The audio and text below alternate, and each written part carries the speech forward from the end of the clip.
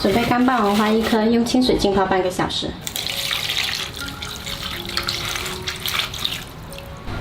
再用温水浸泡2根墨鱼干。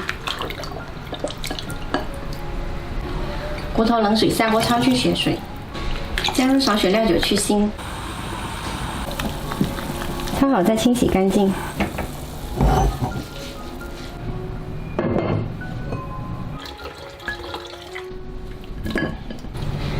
霸王花泡软了之后清洗干净。如果对花粉过敏呢，不建议吃哦。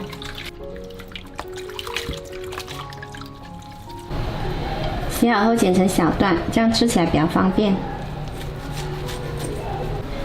泡软的墨鱼去掉背上的衣，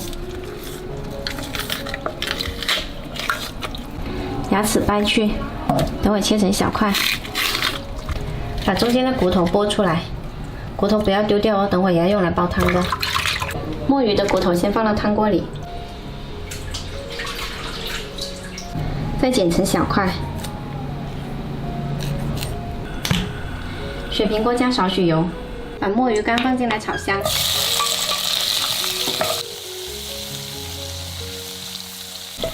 炒好了也加到汤锅里，炒过的墨鱼煲出来汤更香哦。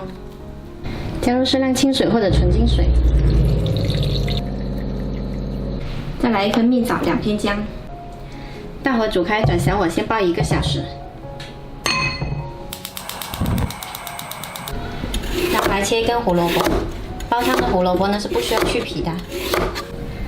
汤我们已经煲了有1个小时啦，把胡萝卜加进来，继续煲30分钟。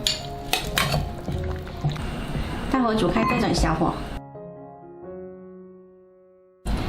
时间到，汤煲好了，我们来加点盐调一下味。